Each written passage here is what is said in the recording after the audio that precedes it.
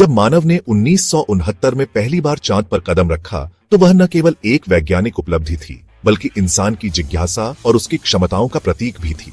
आज आधी सदी बाद चांद की ओर फिर से एक नई दौड़ शुरू हो चुकी है। इस बार यह दौड़ सिर्फ पहुंचने की नहीं है बल्कि बसने, संसाधनों का उपयोग करने और आर्थिक लाभ उठाने की भी है। आज अमेरिका, चीन, भारत, रूस और यूरोप जैसे देश चांद पर मिशन भेजने में लगे हुए हैं। निजी कंपनियां भी इस रेस में कूद चुकी हैं। आखिर पूरी दुनिया चांद के पीछे क्यों भाग रही है? इसका उत्तर विज्ञान, तकनीक, अर्थव्यवस्था और राजनीति जैसे कई पहलुओं में छिपा है। चांद कोई साधारण पिंड नहीं है। यह पृथ्वी का प्राकृतिक उपग्रह होने के साथ साथ हमारे सौरमंडल के इतिहास की जीवंत डायरी भी है। चांद की सतह पर कोई वातावरण नहीं होने के कारण वहां लाखों वर्षों से चीजें जस की तस बनी हुई हैं। इससे वैज्ञानिकों को यह जानने में मदद मिलती है कि पृथ्वी और चांद की उत्पत्ति कैसे हुई, प्रारंभिक सौरमंडल में कौन कौन सी घटनाएं हुई, उल्का पिंडों के प्रभावों का क्या असर पड़ा। अपोलो मिशनों द्वारा लाए गए नमूनों का विश्लेषण करके वैज्ञानिकों ने यह जाना कि चांद कभी आग का गोला था। वहां के ज्वालामुखीय पत्थर और रेगोलिथ, महीन चंद्र मिट्टी हमें उसके भूगर्भीय इतिहास को समझने में मदद करते हैं। चांद पर मिशन भेजना आसान नहीं है। इसके लिए बहुत उच्च स्तर की रॉकेट तकनीक चाहिए, जीवन रक्षक प्रणालियां विकसित करनी होती हैं, स्वचालित रोवर और कृत्रिम बुद्धिमत्ता आधारित उपकरणों की जरूरत होती है।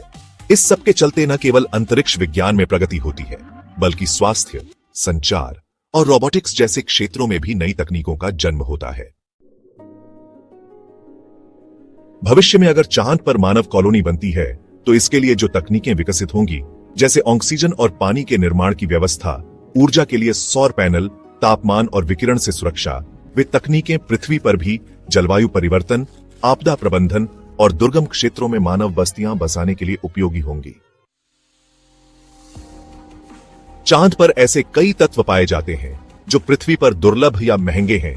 हीलियम-3 भविष्य का ईंधन। यह एक दुर्लभ समस्थानिक है जो चांद पर प्रचुर मात्रा में है। हीलियम-3 से परमाणु संलयन करके विशाल ऊर्जा प्राप्त की जा सकती है, वह भी बिना किसी रेडियोधर्मी कचरे के। पृथ्वी पर इसकी मात्रा अत्यंत सीमित है, परंतु चांद पर यह सूरज की हवाओं के कारण सतह पर जम चुका है। जल स्रोत। हाल के मिशनों से पता चला है कि चांद के ध्रुवीय क्षेत्रों में पानी की बर्फ मौजूद है। यह पानी न केवल पीने के लिए बल्कि ऑक्सीजन बनाने और रॉकेट ईंधन में परिवर्तित करने में भी इस्तेमाल हो सकता है।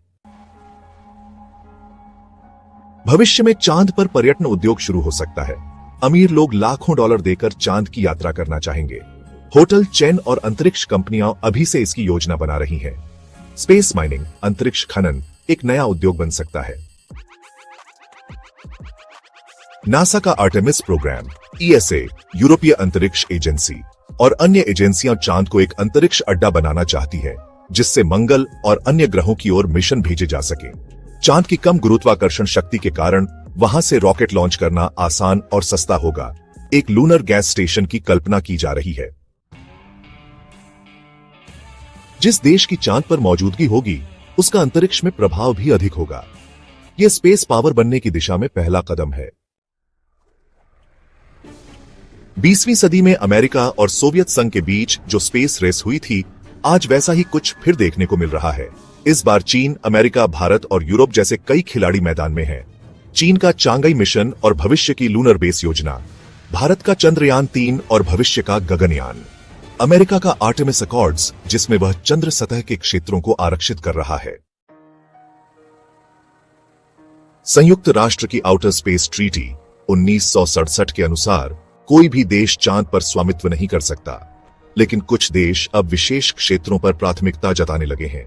क्या चांद पर भूमि अधिकार होंगे? क्या कंपनियां वहां खुदाई कर सकेंगी? यह अंतरिक्ष कानूनों का एक नया युग होगा। हजारों वर्षों से मानव ने चांद को देखा है। गीतों में, कविताओं में, धार्मिक अनुष्ठानों में चांद हमेशा से मानव कल्पना का केंद्र रहा है। पहले चांद पर देवी देवताओं का निवास माना गया, फिर वह वैज्ञानिक अध्ययन का विषय बना। अगर पृथ्वी पर संसाधन खत्म हो जाएं या किसी वैश्विक आपदा का खतरा उत्पन्न हो, तो मानव को एक वैकल्पिक निवास स्थान की आवश्यकता होगी। चांद इस दिशा में पहला कदम है। वैज्ञानिक इसे बैकअप प्लैनेट की तरह देख रहे हैं। यह मल्टीप्लैनेटरी स्पीशीज बनने की ओर बढ़ने का अवसर है। एलन मस्क की कंपनी स्पेसएक्स चांद और मंगल की यात्रा को सस्ता और व्यावसायिक बनाना चाहती है। जेफ बेजोस की ब्लू ओरिजिन चांद पर स्थायी बस्ती की कल्पना कर रही है। आईएसआरओ और नासा अब निजी क्षेत्र को सहयोग दे रहे हैं।